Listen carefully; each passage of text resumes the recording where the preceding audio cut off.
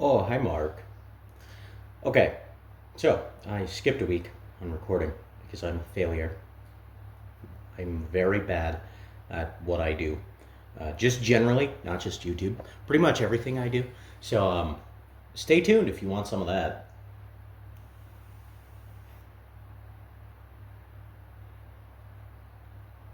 It tastes like pineapple high chews. I'm here for it. Okay, so I had the idea today. Um, it's probably going to be even more echoey than general or than normal because the fucking staircase is right there.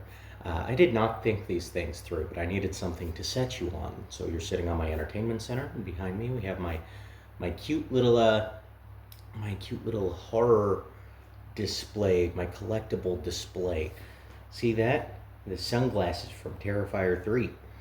Um, but I had the idea today to just go through my top three favorite horror films from like every country that I've seen a horror movie from. Um, I will be 100% honest.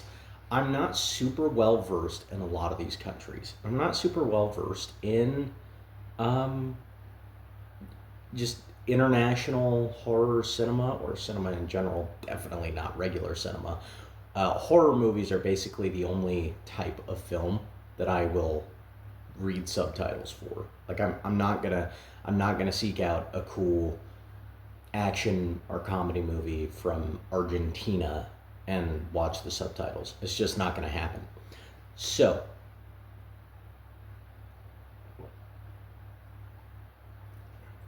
with all of that in mind, let's get into it. I will let you know if a certain country is one that I'm particularly not well versed in, or if it's one that I'm particularly well versed in, at least in terms of what I know.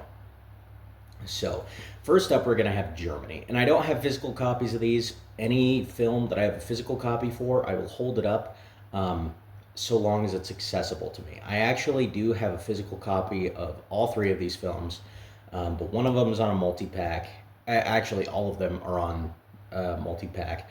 But the one multi pack that I actually would hold up if I knew where it was is in storage right now. And the other multi pack's just a very ugly, cheap multi pack. And I need to amend that. The fact that that's all I own that movie on. But first up, we have Germany. Germany is a country that I'm definitely not particularly familiar with. I know they're pretty famous for their splatter films, so I've seen some German splatter, and I've seen very few other German films. The German splatter is really what kind of interested me when looking at Germany. German expressionism, I think it's called, from the 20s, doesn't interest me that much because I'm sorry, I cannot do silent films very well, even though there is one on the top three. I've seen it, I enjoy it. So first up from Germany, we have Violent Shit 3. This is going to be a classy video, ladies and gentlemen, because Violent Shit 3, truly a masterpiece. I mean, it gives Goodfellas a run for its money. It just absolutely stunning in absolutely zero ways. Violent Shit 3 is a really quite bad film. As you might be able to guess from the title, it's an Andreas Schnoss film from, I believe, the late 80s. I think these movies were still in the 80s at that time. And it in case you're unfamiliar with the Violent Shit films, basically they're these really bad splatter movies that feature this character called, are you ready, are you ready for the actual name of the character? I don't think you are. Carl the Butcher Shitter. Let me repeat that for those in the back. Carl the Butcher Shitter. That's his actual name in the credits. I don't. At some point or another, they just changed it to Carl the Butcher, but I'm pretty sure it was Violent Shit 1. He started as Carl the Butcher Shitter. Yeah, so that's the kind of classy wonder that we're that we're going to be in store for in Violent Shit 3. The reason I picked 3 over 2, 1, or 4, um, 4 I haven't seen enough to really make a decision about, even though that is a fun movie. It like spoofs Halloween and Star Wars at random points. No idea why it does that. But that's a fun movie, but I don't remember it well enough. Violent Shit 3 I've seen a couple of times. And I like it more than 2 and 1 because it has this really fun setup where basically this guy goes um, oh, I don't fully remember. It takes place on an island. I don't remember how it gets there. But basically there is like a whole cult of Carl the Butchers on this island, and they're like, I don't know, man. I honestly couldn't tell you.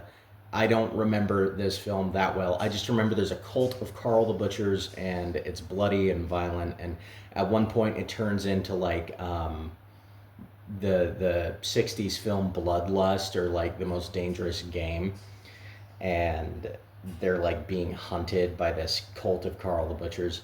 Very strange movie, but it's fun. Uh, and then next from Germany, Nosferatu. That's the silent film that I have on here. Again, I haven't seen very much German horror. I don't love Nosferatu, again, because it's silent. I can't very well pay attention to silent films. I don't know why. It's just, it's too dated. I love black and white. I love old horror. I just, silent films really lose my interest. The reason this is on here is because this movie does have a really good atmosphere, and Count Orlok looks insatiably creepy. Or I don't remember if they call him Orlok or Dracula in the film. Um, but yeah, his character design is very creepy. That's all I can really tell you about the movie. It's been a while since I've seen it.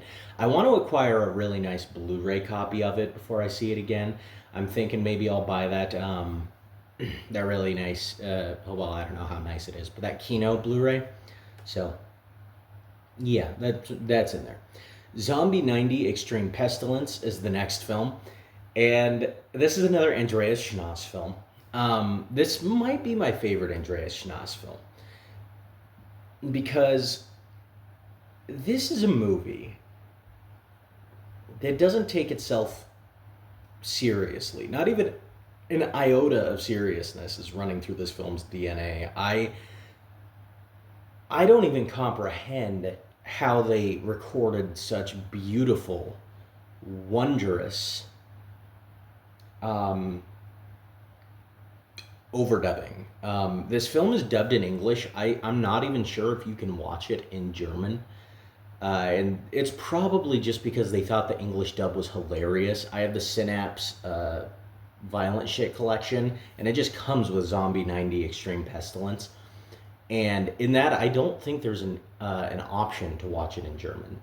They take the characters and they dub them over with the craziest dub jobs, intentionally bad, 100%. There's no way this was unintentional in any way, shape, or form. They have a man voicing a woman, and he's just doing a voice like this. And then they have one guy in there. This sounds like he's going through puberty, and his voice constantly cracks. And then you have another guy in there who's like the whitest guy on the planet, who sounds like Robert Downey Jr. in Tropic Thunder. You know, I'm the dude that plays the dude disguised as another dude. And it's wild to watch on screen. And then the gore looks interesting. Like there's one point in the movie where a zombie's pulling like intestines out of a guy's stomach, and it looks like saltwater taffy. But it's a really interesting movie. It's one that I want to watch again. I've only seen it about twice. I'm going to watch that movie again sometime soon because it's completely ridiculous.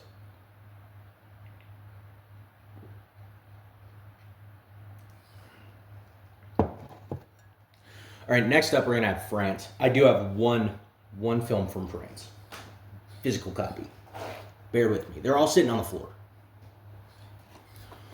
All right. Martyrs is the first film from France. Obviously, this movie is ferocious. It is depressing. essentially, if you're unfamiliar with with martyrs or French horror films in general, there are France is pretty notorious for making really vicious, extreme horror films, and Martyrs is by far the best that I've seen. I've seen all the Fab Five, and I've seen one or two other extreme horror films from France. And I gotta say, Martyrs is by far the best of those. Um, it is just depressing. The ending leaves you with this god awful sense of emptiness. Like, oh, okay, thanks for that movie. So everything's meaningless. We went through this for nothing. Okay, I'm gonna cry myself to sleep tonight, and that's just how it makes you feel. It makes you feel like you want to cry yourself to sleep. Um, but yeah, Martyrs is incredible.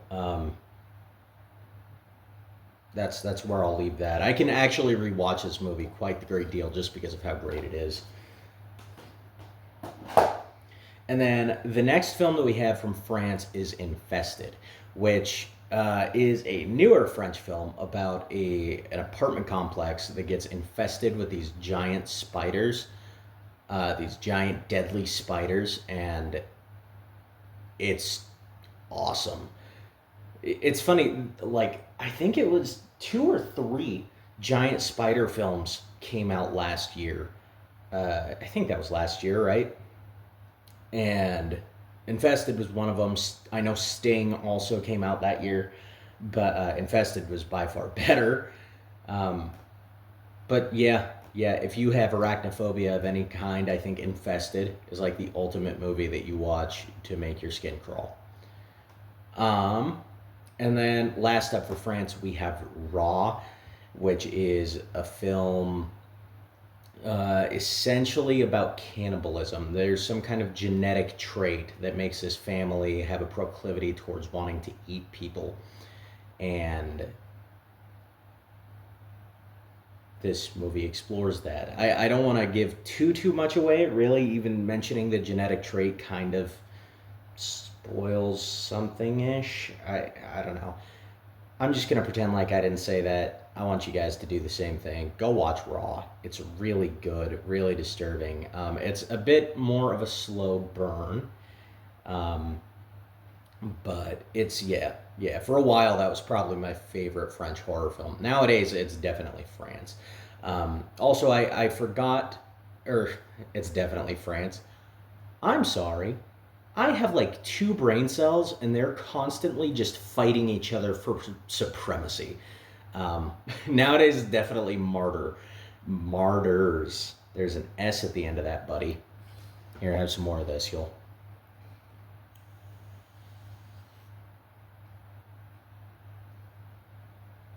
It'll make you feel better. Um, Anywho, yeah, France isn't a country that I'm super well versed in. I've seen some French films, so. Australia. Australian horror is something that I've seen an okay amount. Um, when I say an okay amount, I mean probably about 15 movies. See, the thing is I, in the grand scheme of things, pretty recently became acquainted with foreign horror or seeking out movies from certain countries just because I want to see more movies from that country. And so I haven't seen a whole lot of foreign horror. I've seen a shit ton of American horror, but not so much the foreign. Uh, but Australian movies are pretty easy to just like stumble upon, and like it's just they're speaking English with an Australian accent, so it's pretty easily diveable into. Yeah, that's the old two brain cells fighting for supremacy there. I have no idea what word I was trying to come up with, but it's pretty easily diveable into, like a swimming pool at a Shiloh Inn. Actually, I don't think you're supposed to dive into those swimming pools. You'll break your fucking noggin. But in any case, the first film I own. Oh, never mind. I own two of these. They're not up right now on my shelves. and so I won't be holding up physical copies for any of these. But for Australia, we have first up we have Wolf Creek, and Wolf Creek is a movie that I actually saw a long time ago. I I have been a fan of Wolf Creek since like junior high. Um, that first Wolf Creek movie, man, because there are two of these movies. They're supposed to be making a third one, which I would be all for. That first Wolf Creek movie is vicious. The second one goes slightly more comedic, although it's still pretty um, mean. It goes into a lot more of dark humor territory, whereas this first Wolf Creek is just so bleak and evil. It is very hard to see any humor in this movie at all. Essentially, a group of tourists are exploring the Australian outback, and you find this detestable serial killer who hates tourists and hates women, from what I can gather. And he does terrible things to these people. Um, Mick Taylor is one of the scariest serial killers. He feels very real. And they even say that he's based on a real serial killer from the Australian outback. I don't know how true that is, but apparently some dude who killed tourists. I don't know, dude. Um, don't you just love that description? I don't know, man. I think he was based on some dude who killed tourists. I described that like Bill and Ted. Uh, what was it? That's right. That's right. It was. Uh, you said that Caesar was a salad dude. Yeah. Caesar, yeah, is a salad dude. Um, but yeah, Wolf Creek is totally vicious, and I 100% recommend that if you haven't seen it. The next Australian horror film on the list is going to be The Tunnel. The Tunnel is a film that I saw fairly recently, I think in the last year or so.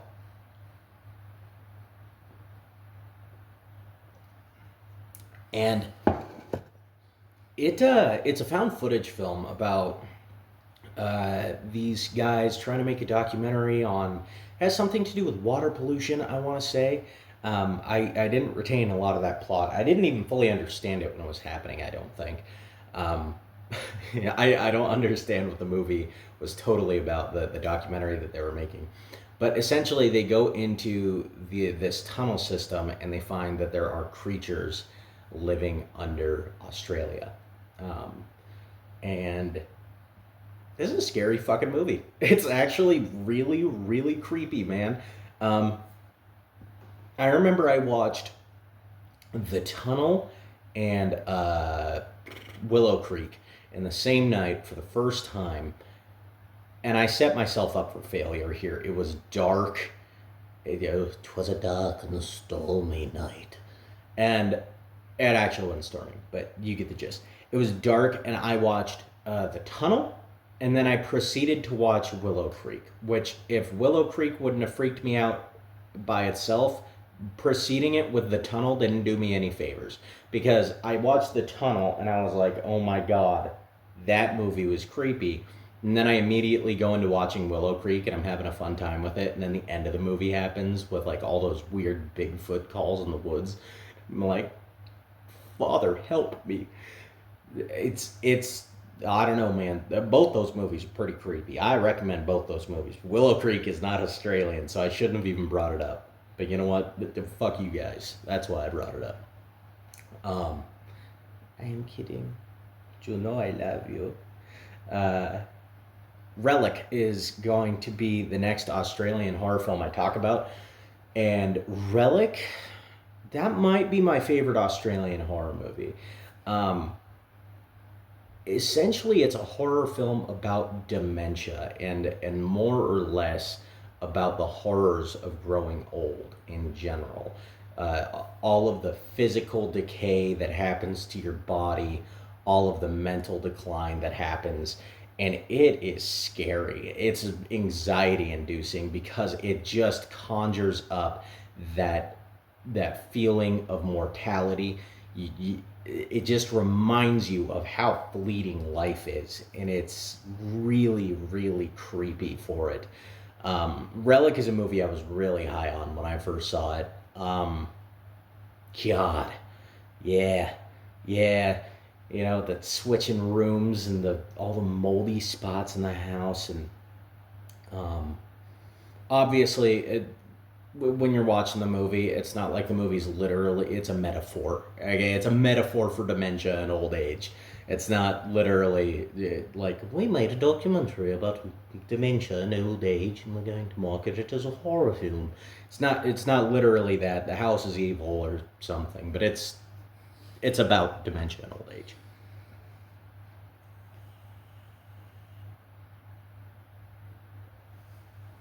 All right, next up is South Korea. South Korea is a country that I wish I was better versed in, because I really like almost every South Korean horror movie I've ever seen. I don't think there. Oh, I was gonna say I don't think there's been a single one that I've disliked. That's a lie. I'm not the biggest fan of Spider Forest. That movie confused me. So I guess there's that. The first movie we're going to be talking about is R Point. So this is like a military film, and I think they're zombies, or no, they're ghosts. I don't remember this movie very well. I just remember that it was rad. All right, and I remember that I liked it better than a good majority of South Korean horror movies that I've seen. I want to make it clear, by the way, I am missing some really vital South Korean horror. I've never seen The Wailing. Um, I've never seen Gonjiam Haunted Asylum. There are quite. I feel like there are quite a few South Korean horror movies that I've never seen, and that's a shame because they are awesome. And then next, we're going to talk about the one film that I do have out. That is because I do actually own the next movie we're gonna. Actually, I own both of those movies. I could have shown a copy of R Point. I'm an idiot. Dory, I can't believe I've done this. So the next film we're going to talk about is I Saw the Devil. It can kind of be argued whether or not this is a horror film. I personally think it's a horror movie, um, just because of how dark it is. It's about a serial killer who murders the fiance of this South Korean special agent of some kind. I don't know exactly what he is. He seems like he's security detail, but he's like Secret Service or something. And yeah, he murders this guy's fiance, and it in a terrible, brutal way. The movie is just unflinchingly mean, especially when it comes to the serial killer. You really get the idea that he's a psychopath or a sociopath that just uses people as toys to play sick little games with. He's a really gross person, um, and basically this agent goes for revenge, and all that is on his mind is making this guy feel the pain that he feels. He is not really concerned with the safety of others. He will protect other people if he can, but he's not out to save people. He's just out to make this guy understand. And basically, he just keeps brutalizing him and then letting him go and brutalizing him. He wants to break his spirit the way that he's broken his. Sorry, like I said, two brain cells fighting for supremacy. The good one's not winning. But it is so tragic, and fuck. This movie ends on such a downer where I guess I won't spoil it, but it's a very empty feeling ending. It's a very like I think it's a mix of two things. I think it's the realization of I've done this thing and I'm still just so empty because I don't have the thing that I love the most. um, like the realization that she's just been taken from him and she will never return. And then I think the other thing is he holds back his emotion and his everything, and he just channels it into his mission. And at the end of the film, when he deems that his mission is complete, he allows himself to just break down and let all of that emotion out finally, and it's just this explosive burst of sadness and just deep, dreadful melancholy. He's a broken person by this point. But God, I Saw the Devil is so great. That ending gives me chills. I adore I Saw the Devil. The next film that we're going to be talking about, and this is something they do great. The South Koreans really know how to portray human emotion, and this movie is, my God, it might be one of the most emotional movies that I actually enjoy. Train to Busan. Again, I own a copy. It's just in storage right now. I don't have the shelving space for it yet. But Train to Busan is probably my favorite zombie film ever made. Um, and essentially, it's about this dad that takes his daughter on a train to Busan. Cue the Family Guy clip where he's like, he said the thing. But yeah, he takes his daughter on a train to Busan to go see her mother, and from there, basically, someone gets on the train that's infected with the zombie virus, and it becomes this really chaotic mess. And there's a whole zombie outbreak happening in South Korea in this movie. These zombies are vicious, they're fast. It might be one of the most fast acting versions of a zombie virus I've ever seen in a movie, because like it just happens almost instantly. Um, but the zombie stuff isn't really why you watch Train to Busan, at least not for me. This is an action horror film.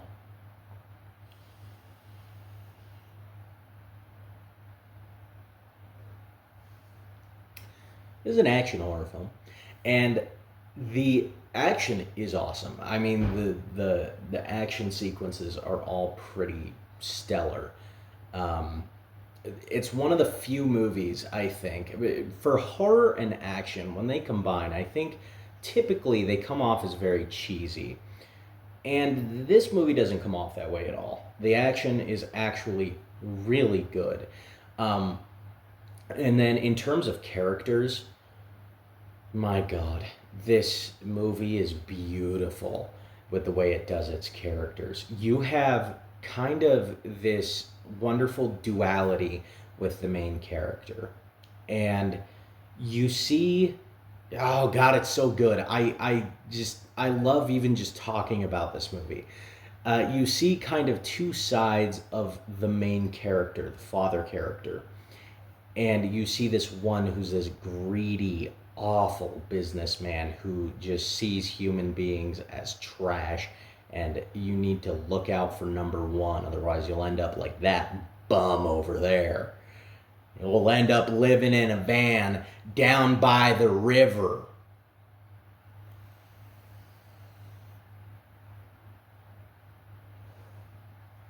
And then on the other end of things, you have this wonderfully selfless guy who is just a very loving, caring man who cares for his wife and his pregnant wife, and just does everything in his power to protect people. And on this end, it kind of represents the man that he will become if he keeps being the way that he's being, which is he is constantly trying to look out for himself and his daughter, and everyone else be damned. And so you have this kind of stoogey, disgusting human who he could become, and you have this beacon of light that represents what he also could become if he just pulls his head out of his ass, and what he really ultimately needs to become and what he ends up becoming. And then you have just this movie's theme of fatherhood is so beautifully done. I mean, this guy really does love his daughter. It's just he's so wrapped up in work and all of his stuff that he just doesn't have time for her. And I think in the film, he takes her for granted, and he really realizes that by the end of the film. And oh my god, there's a scene in this movie. There are like two scenes. I don't even like talking about them that much because they make me cry. And I'm not joking even a little bit. I don't think I've ever watched this, but maybe once. Maybe one time I watched it with the dub on instead of subtitles, and I watched it with a friend, and I didn't cry. Because we were drunk probably and bullshitting through most of the movie. But when I watched this film, I kid you not, I shed tears every single time. I watched it with my fiance the other day, and she didn't cry, and I turned to her and I'm like, "Are you a monster? How could you not cry at that? That is like the saddest film I've ever seen. It's so stellar, the way that it does his redemption arc, and it just oh my god, I want to spoil it. I want to talk about it, but I'm not gonna. I'm not gonna. Two scenes. Everyone in this movie is awesome. I loved Train to Busan in many ways. Halt. You have violated the law. No, I don't know if this phone does it, but my other phone did a thing where it cuts me off after like 30 minutes, and I didn't want that to happen. Um, so I guess I'll just edit this. But and by which I mean just splice these two videos together. God, I'm so inconvenienced by modern technology. I have to splice two videos together. Fucking boohoo, right? Cry me a river. There are people that do actual editing, Malachi. Yeah. You think we watched a movie or Drum Dums whine about their editing? They actually edit, you douchebag. God, even smaller YouTube channels do so much more editing than I do. Smaller YouTube channels. There are no YouTube channels smaller than yours, child.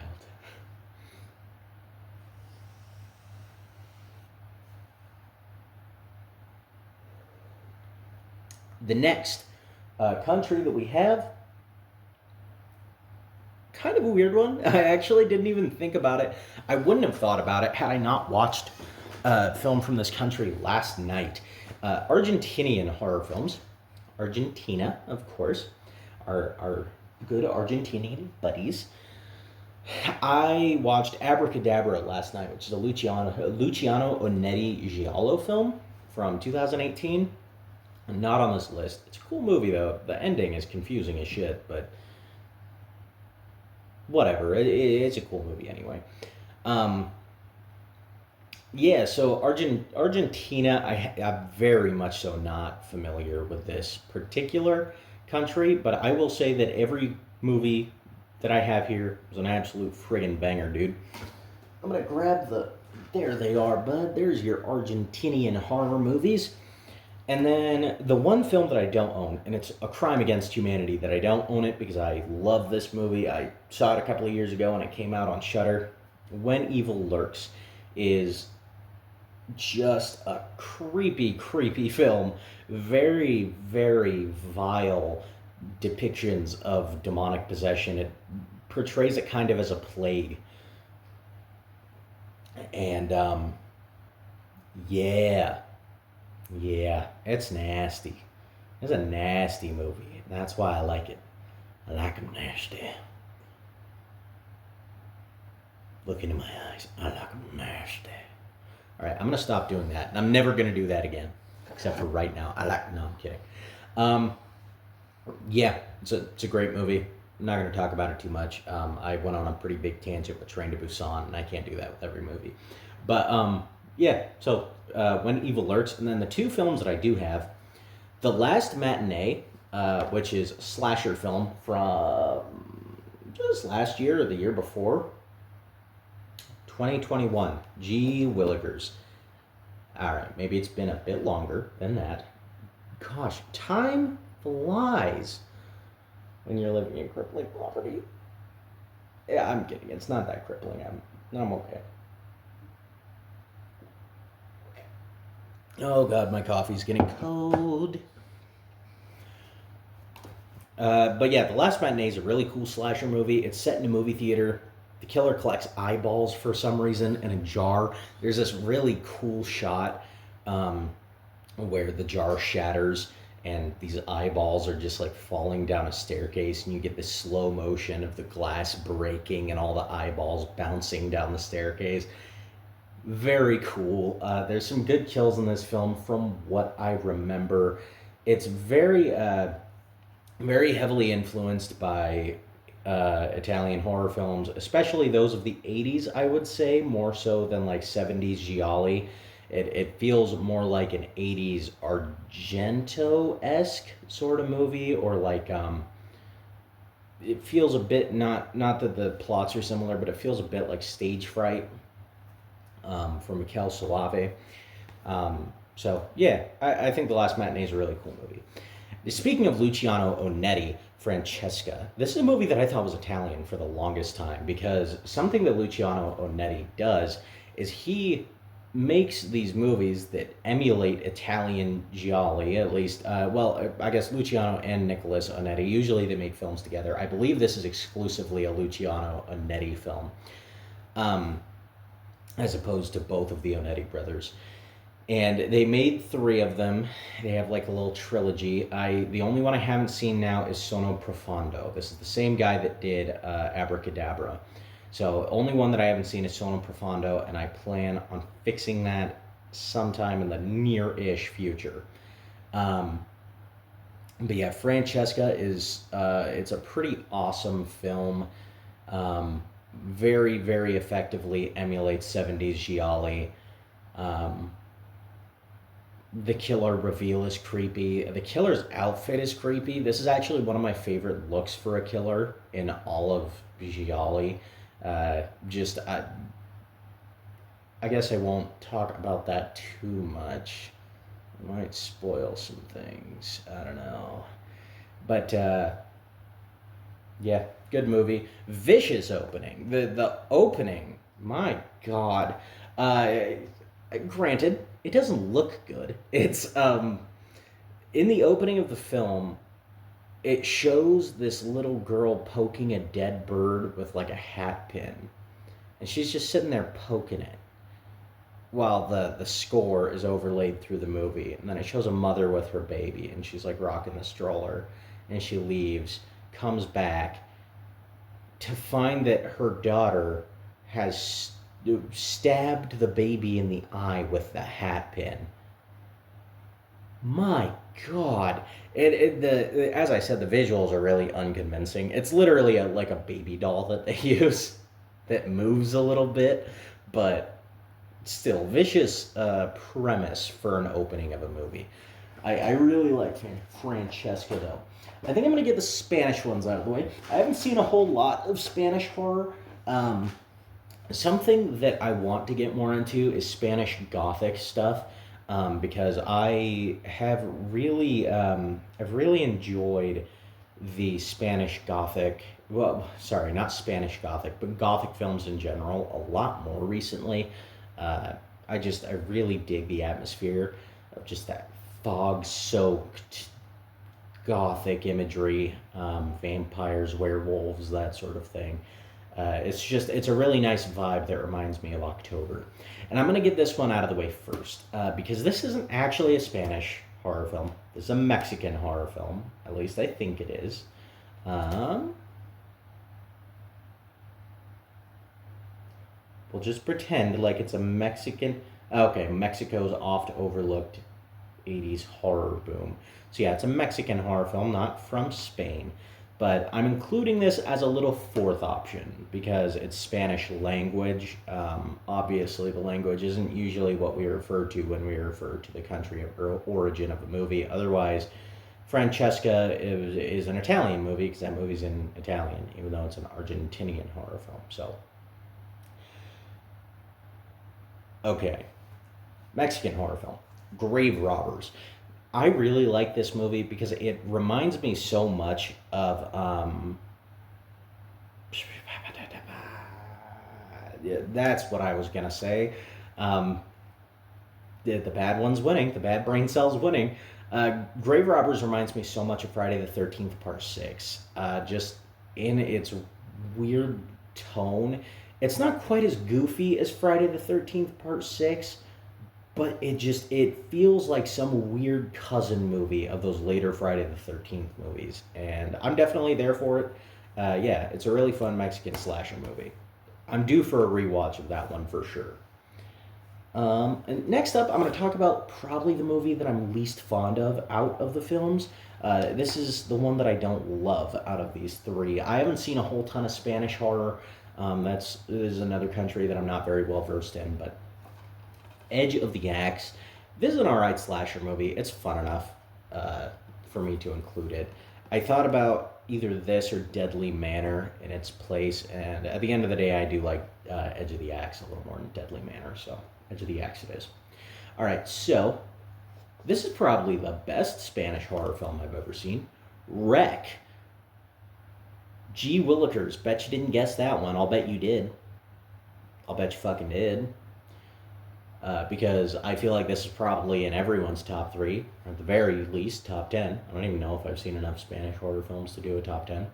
But Wreck is awesome. It's this great zombie movie. It's found footage. And basically, as people go into an apartment building, this camera crew for a local news studio, and they find some pretty gnarly stuff inside. And it's pretty much a zombie outbreak in an apartment building. You learn in Wreck 2 that it's not zombies, it's like weird, ravenous demons. I consider this movie a standalone. Even though I guess there is some occult shit in here, isn't there, that like briefly shows like a room full of occult things. Uh, I don't know. I don't like the demon explanation. I really don't. I prefer them as zombies. So, or infected people, whatever you want to call them. But Wreck, it's a really good movie. I haven't seen 3 or 4. And last up here is my favorite film from this country, and that's Pieces. Pieces is just awesome, man. You get the bastard line. You get oh man, what's his name? Mr. Lee, the martial arts professor, or I don't know, man, something. Oh, that's just my professor, Mr. Lee. Sorry, I had bad. What did he say? Bad mushu or something like that. That is hilarious. He like attacks this woman in the middle of the night with these crazy karate kicks, and uh, this character comes and like pulls him off, and fends him off, and everyone stops, and the character starts laughing. Oh, that's just Mr. Lee. That's my professor of some kind, and it's this Japanese guy, and he's like, "Oh, sorry, I had bad mushu," and he just runs off, as though that explains why he just randomly attacked this woman in the middle of the night. Pieces is awesome, dude. I adore this movie. It's very funny, and it's pretty gory. It's got some good kills. Watch this movie for a good time. It is a full-blown slasher movie, so if you're into slashers and you haven't seen Pieces, what are you doing with your life? Probably better things than I'm doing with mine. Next up, we're going to talk about Ireland. It was really hard for me to not just do an Irish accent right there. I'm so used to doing it. My apologies to the Irish. But not really. Not really, because I love doing your accent. Honestly, your accent it's pretty pleasing to me mouth. It sounds weird, but I try to do it justice. I don't really do a good job. My fiance hates it when I speak in this accent. Anyway, Ireland.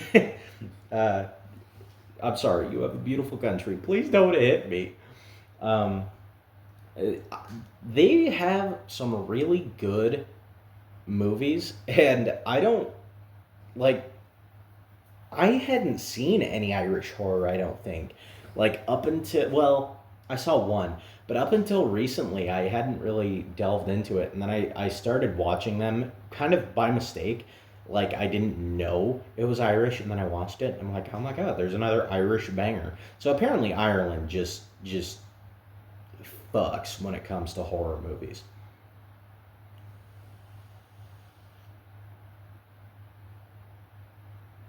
I'll start out with the first Irish horror film that I ever saw, and to this day one of my favorites.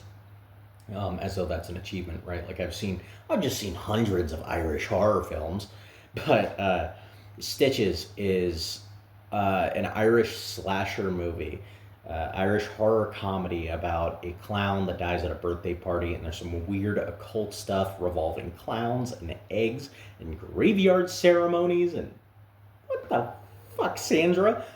Um, Very strange movie, but it's so much fun. Basically, this kid's throwing a birthday party, and he's a teenager now. But when he was a kid, this clown named Stitches died at his birthday party due to sheer incompetent negligence from their mother. Who loads a dishwasher like that? She put all the knives facing up in the thing. That is really dangerous. Like you can't slip on anything in the kitchen and just fall on that, which is ultimately what ends up happening to our boy Stitches. Rest in peace, my boy Stitches. He slips and he just it plants itself through the back of his head and goes through his eyeball. Um, Anyway, all these years later, he's back from the dead to seek revenge for his wrongful death from all these shithead little kids that are now shithead teenagers. It's a lot of fun. Check out Stitches if you haven't.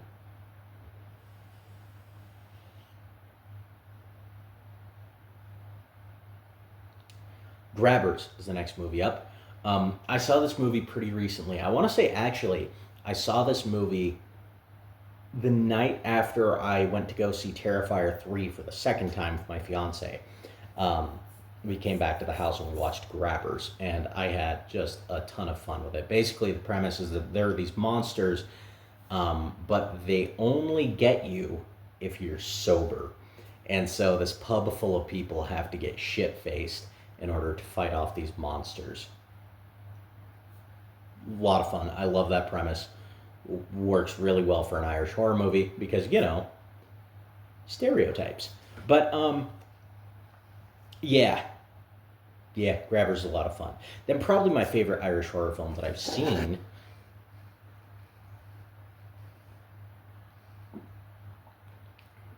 I had to finish the coffee. It was getting a little chilly. Um, Probably my favorite Irish horror film that I've seen is You Are Not My Mother, which is a movie about a mimic who essentially steals this child's mother and replaces it. And God, is it creepy. Probably the best movie I've seen about mimics. I've seen a few of them at this point. I saw this one. I saw The Mimic from South Korea, and then I saw Daddy's Head, uh, which came out just like last year on Shudder. Um, but You're Not My Mother is insatiably creepy. The performance from the mother, from the mimic, is great. It's essentially about depression and mental health issues and how that can kind of make you neglect your responsibilities as a parent, and just about the struggle of mental health generally. Um, and it's tragic. It's really, really sad and really, really scary. Um, so, You're Not My Mother, great movie. Next, we're gonna do New Zealand. New Zealand's a pretty fun country for horror. I haven't seen a lot of them. Recently, I tried watching Housebound because I heard how great it was all these years. I've just been hearing everyone tell me, you should watch Housebound, you should watch Housebound. And then it bored the shit out of me and I didn't make it through the movie. I intend on going back and watching it. At some point, but as of now, God, that movie bored me to tears. So, just a PSA, fuck you to anyone who recommended me Housebound. But starting off with New Zealand, we got Bad Taste. It's a Peter Jackson movie, not the only Peter Jackson movie on this list. Gee, I wonder what the other one is. Did you guess? Did you already guess? It was pretty obvious. I think it was probably pretty obvious. But Bad Taste, basically aliens. And then there's this New Zealand government agency that goes after aliens, and they're probably crazier than the aliens are, especially Derek. Derek, you wonderful little psychopath. There's this character in here that is having way too much fun with murdering these aliens. And God, I love that guy's performance. At one point, he cracks his head open, and you just see this piece of his skull go whoop, just like folds back out of his head, and it exposes his brain. Some of his brain falls out, and he wakes up, grabs the brain off the ground, shoves it back into his head, and then he like ties a bandana around his head to hold his fucking skull together. It's so much fun. The whole movie is a lot of fun. There's a lot of great gore gags in this movie. The wacky way that everyone acts is a ton of fun. Basically, these aliens are here to retrieve human beings to take them back to their planet for a fast food chain. And it's, yeah, it's just as fun as it sounds. Very low budget. I looked it up recently, and I think it said it was like $11,000, which is very impressive. Um, that is a low budget, even in the late '80s when the movie was made, or early '90s, late '80s, I want to say. I think it was like '89, but yeah, really impressive for that low of a budget. And then I do have the other movies on DVD. I've been meaning to get a copy of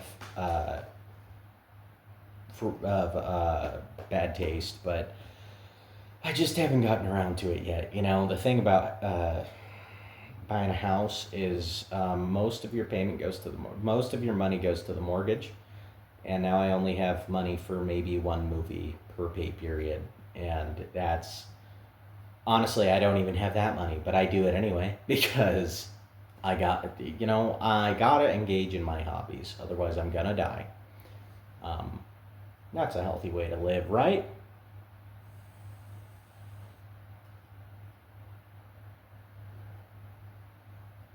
Anywho, all right. The next movie is The Frighteners. Um, this movie's a lot of fun. I don't really remember it very well. I just remember really enjoying it. I don't really remember what it is about. I know ghosts are involved, and there's a fun cemetery scene with a really goofy, like, drill sergeant ghost who's like yelling at the other ghosts. Um, Frank Bannister makes a living as a small town ghostbuster, ridding haunted houses of their unwelcome guests. But he's in cahoots with the very ghosts he promises to evict. God, I'm due for a rewatch. It's the perfect scam until a powerful spirit goes on a murderous rampage and everyone in town thinks that Frank is behind it. Now he must try to clear his name and find a way to stop this diabolical ghost without becoming one himself. Yeah, really fun movie. Michael J. Fox is in there. I didn't even know this movie was a New Zealand horror movie. Oh, holy, what? Directed by Peter Jackson? Shit, fuck salad. All of the movies are Peter Jackson movies. I can't believe I've done this. Oh well, the guy's good at making low budget horror movies. What can I say? Frankly, I prefer low budget horror movie Peter Jackson to crazy high budget King Kong Lord of the Rings Peter Jackson. Fight me about it. The Frighteners is a lot of fun, and by far my favorite New Zealand horror movie, and I feel like probably everyone's favorite New Zealand horror movie, is Party's Over, Dead Alive. This movie's great. It's wacky. It's gory. Maybe the goriest movie of all time. just as in like ounces of actual blood spilled and pounds of gore effects flopped onto the floor. This movie is pretty nutty, um, and it's endlessly quotable. I already dropped the "party's over," but like that's my mother you're pissing on is another great one. The great funny line. The one that made me the one that's made me gut laugh actually a few times, and I always know it's coming, but somehow it still catches me off guard with how batshit awesome it is, and that's the priest, where he just like pops out of nowhere and he's like, "I kick ass for the Lord," and then he starts like karateing all of these all these all these zombies. Great stuff. I love the scene with the little zombie baby where Lionel takes the zombie baby to a park and it's going through all this crazy stuff because it's just this little goblin child that's just causing problems and uh, getting itself hurt, making Lionel look like a terrible person because he's just trying to contain this little monster, and it's just beautiful. Beautiful. Love it. I love it. I love it. Very briefly, I want to touch on a country that I haven't seen enough to make a top three even about, and that's China. Um, I believe this counts as a Chinese horror film. The only Chinese horror film that I know for sure that I've seen, at the very least, it was shot in China or Hong Kong or somewhere like that, which I believe Hong Kong is now China, right? China reacquired Hong Kong or something. I don't know. The Sadness, it's awesome. That's all I'm gonna say. It's just awesome. It's one of my top 10 horror movies of all time. It's vicious. It's disgusting. It's mean. It's horrific. I could watch The Sadness like 3 or 4 times a year and not get bored of it. It's actually a really good movie. I don't know if fun is the right word. I was going to call it a really fun movie. I don't know if that's the right word for it. But I definitely find The Sadness kind of fun. Which I don't know what that says about me. Um, but you know what? Don't you psychoanalyze me there, Chester. I don't need it from you, brother. You drink 46 Keystone Lights every 2 days, okay? Last thing I need is a psychological opinion from your ass.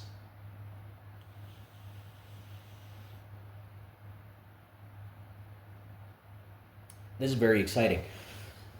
I have no need for this journal anymore because I have physical copies of the rest of the movies. How about that? I'm a liar.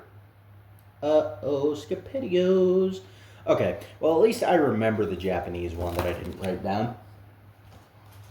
Next, we're going to do Japan, actually. So I'm going to get the one that I didn't write down out of the way pretty quick. I do own a physical copy of this movie.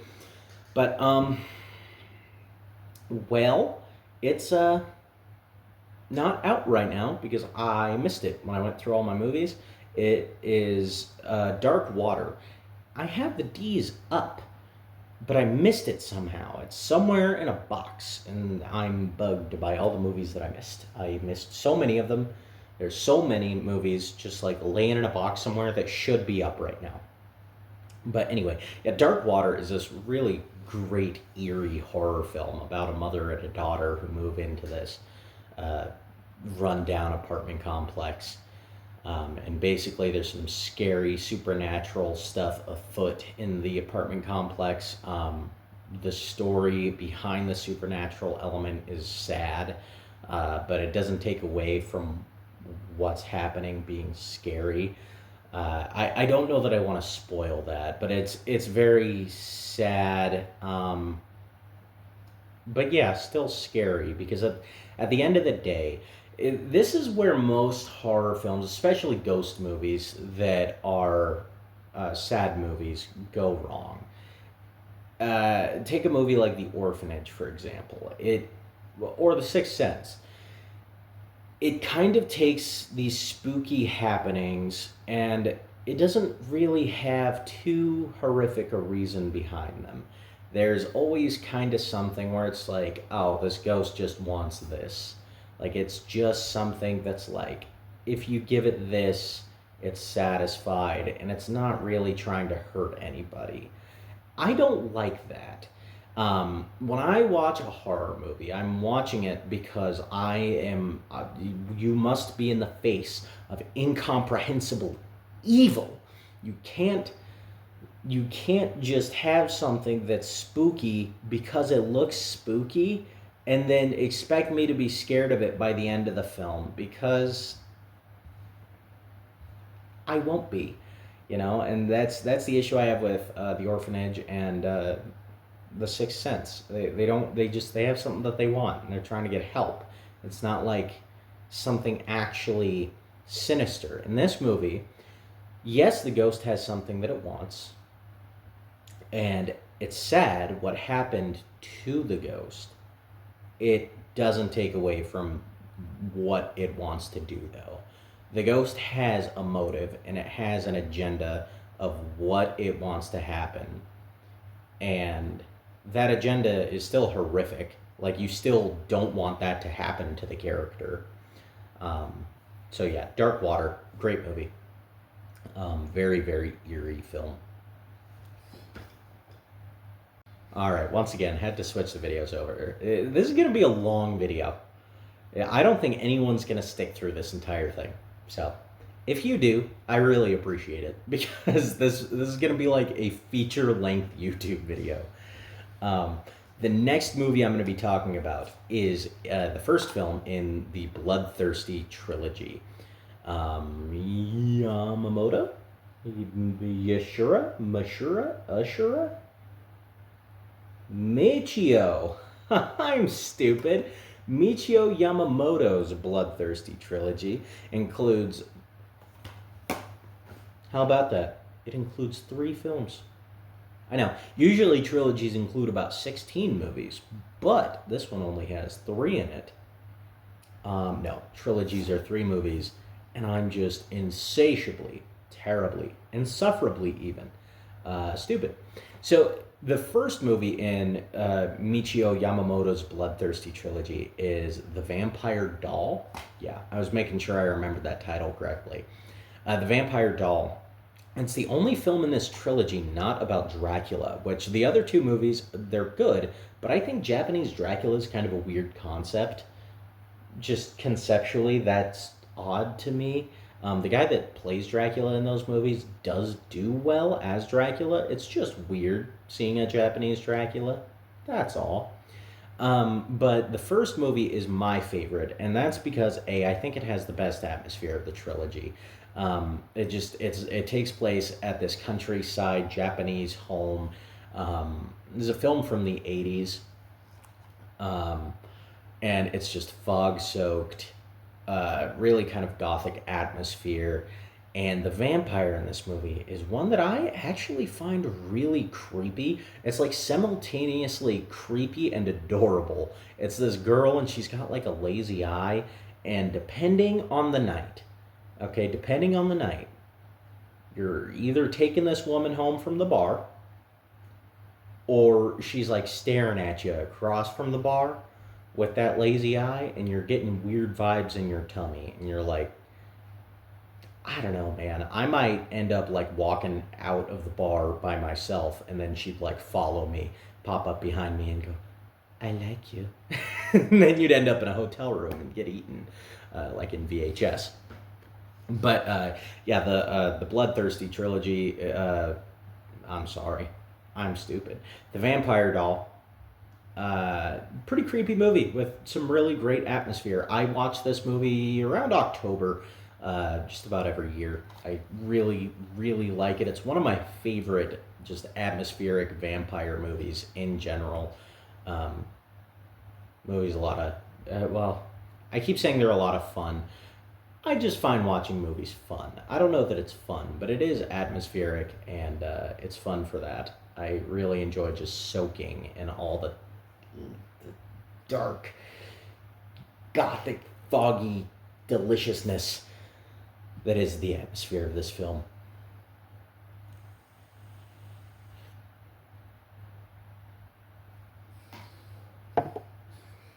All right, last up for Japan. Versus. Oh, this movie's rad. Versus is rad, dude. Um, so this is a Japanese action horror film, more specifically Ultimate Versus. I don't know that I've ever watched the original cut of Versus. I have always watched the Ultimate cut of Versus. This is a really beautiful, beautiful edition from Arrow Video, and essentially it follows a guy that kind of breaks out of prison. Someone helps him break out of prison, and he gets entangled with this mob. I guess they're like Japanese mafia and yakuza. There we go. They're like yakuza, and I don't know entirely why they don't like him. I guess because he stops them from treating this woman poorly in the beginning of the film. The plot in this movie is not the point of the movie at all whatsoever. The point of the movie is the crazy action sequences. There's a guy in here. I want one of him in everything. This guy wears like a green shirt. He gives me such weird, wacky vibes. The facial expressions he makes, the physical nature of his performance, it's awesome. And I will say, after he is out of the picture in the film, after he is no longer regularly in it, the movie dips in quality. And not because the rest of the movie was bad. It's just because he was such a bright, shining beacon in this movie. He's the light in the distance that you must follow, child. Go to the light, Carol Ann. And definitely the most entertaining part about this movie. But the action sequences are off the wall. The gore is great. This is such a fun movie. And let me just say right now, the director, oh man, how do you pronounce that? Ryuhei Kitamura. That's a crazy name, dude.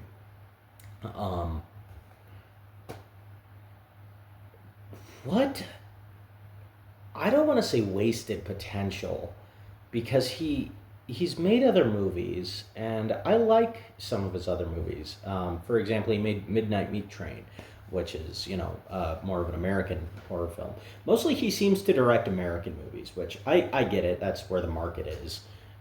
The American movies tend to be bigger, especially in America, where a lot of people watch movies. But when you watch Versus, and then you watch something like The Midnight Meat Train, dear Lord, how did you go from this crazy level of voracious originality to The Midnight Meat Train? Pretty original movie, but this movie's just so special, man. This is so special. Do more of this. I love this. Yeah, you made something really special here, and I would love to see more of that from this director, because he really knocked it out of the park. There are very few movies that I think are just as sheerly crazy, off the wall, and as I was saying, special as Versus is. Okay, what countries do we have left? You know what? We'll do the least exciting one. And I say it's the least exciting because we all know America, don't we? Because America, I don't know if you guys know this, America is actually separate from the rest of the world, and it sits right at the center of the universe. Because we're just so good. And I'm proud to be American. No, I'm kidding. Okay, I'm not kidding. I am proud of my gosh darn country, brother. But I'm not going to break out into song over it. One country, I was sitting there like, oh God, is Canada even a country, dude? It is a country. One country I forgot to involve is Canada, which is criminal. I'm going to have to pay penance for that later, and I will say My Bloody Valentine from 1981 would have 100% made the list. And as I said, criminal that it's not anywhere on this video, because I forgot about Canada. I forgot that America just had that little top hat that sits on top of us. That's like, hey, don't forget about me, eh? And then I forgot about it. I'm sorry to all my Canadian viewers, of which there are zero, because there are zero viewers.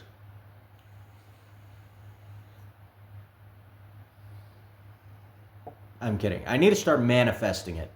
This video will get 1,000,000 views. I'm kidding. That'll never happen. But a boy can dream.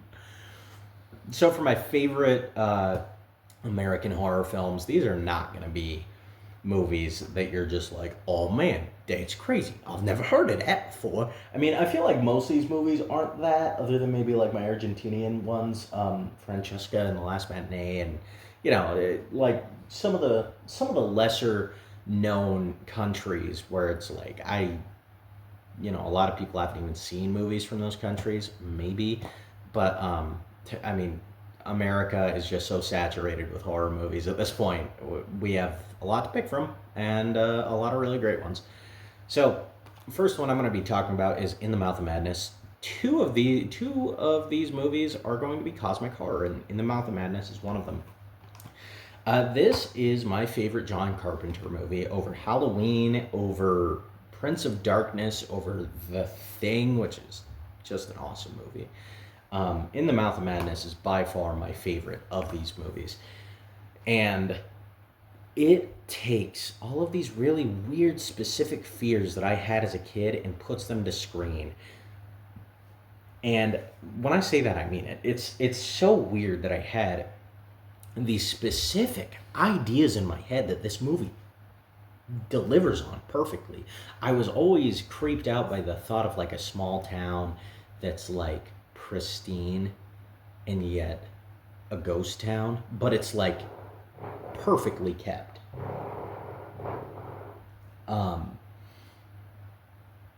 And so there's that. There's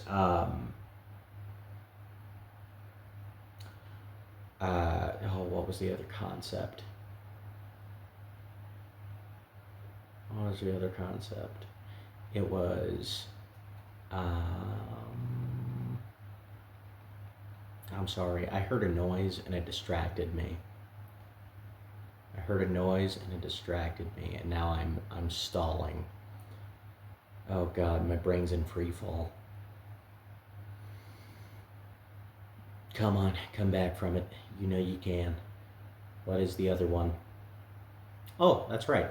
So the other thing in this movie that I find insatiably creepy is the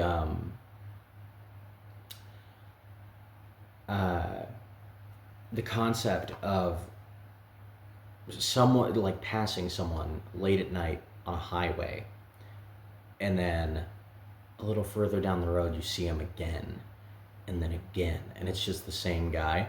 That's always freaked me out. Always. So yeah, that's definitely one that's stuck in my noodle. But on top of that, there's a great body horror image in this where a woman's head turns like upside down. Freaky as shit. But yeah, In the Mouth of Madness. On top of that, it's got some, like I said, it's a cosmic horror movie, so it's got some great cosmic existential dread in there. Next up, we're gonna have Color Out of Space. Color Out of Space is an awesome movie, a movie that's been adapted from the H.P. Lovecraft story about 976 times. Kidding, it's about 5 times. About 5 adaptations of this movie. And basically, I think you probably know what happens in this movie. A color comes down, this kind of vague concept of a being from another universe or another dimension or something comes down and infects the surrounding environment, and the people in it. It starts infecting their minds and turning things more like its home world. An interesting piece of trivia about this movie that I've always enjoyed is that it is the color is represented by magenta, which is a color that only exists by red and blue interacting in a certain way in the human eye. And so magenta was chosen because of that fact, because red is supposed to represent the human perception of evil, and blues meant to represent the human perception of good. And it's that to say that this thing, whatever it is beyond our human concepts of good and evil. Very cool. And now, for the last of the American films, gee golly gosh, this sure is going to be anticlimactic for the Americans.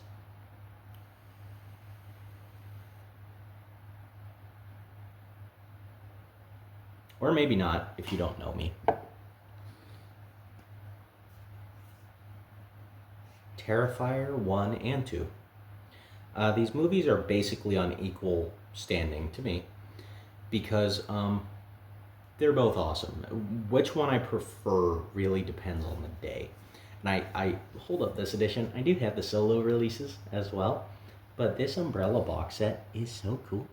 It's so neat. It's the whole trilogy. Beautiful artworks. I'll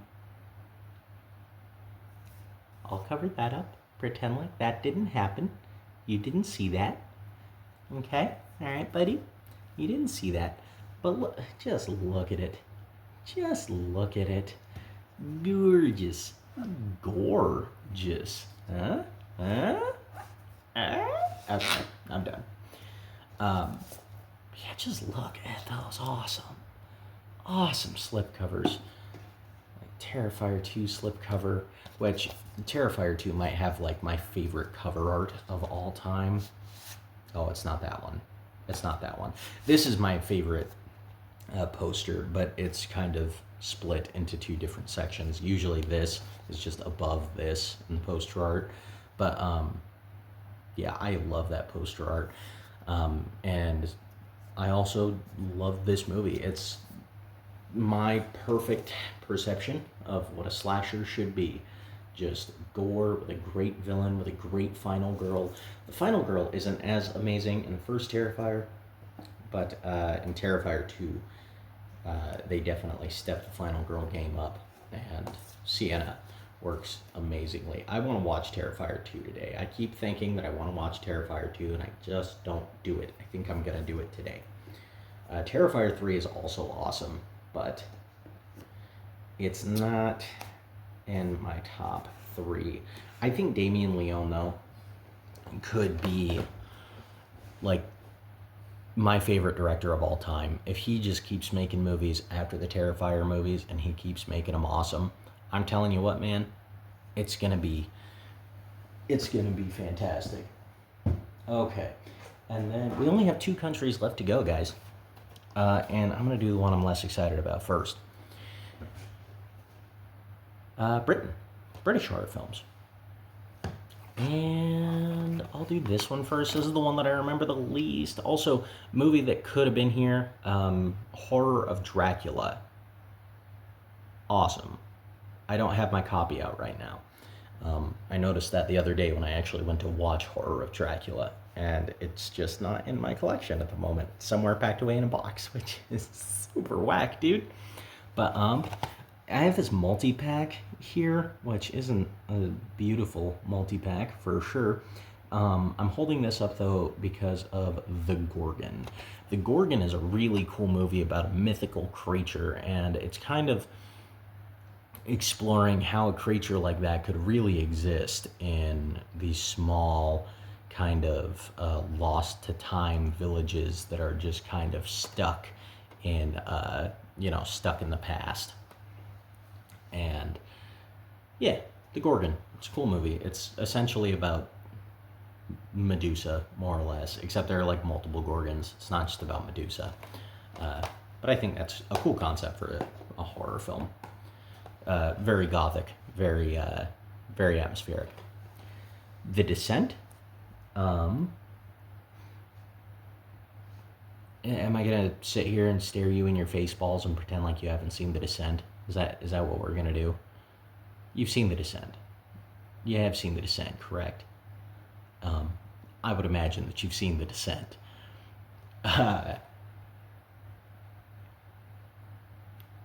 just a great movie. Just great. This movie actually evokes my inner claustrophobia that I don't normally have. I'm not usually that claustrophobic of a guy, but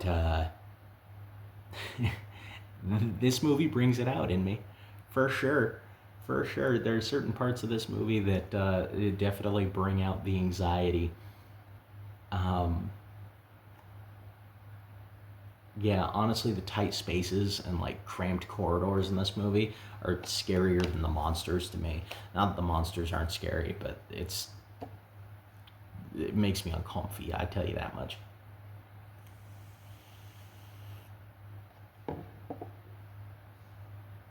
My throat hurts from talking this much, and I'm just like hitting my vape. This will make it better.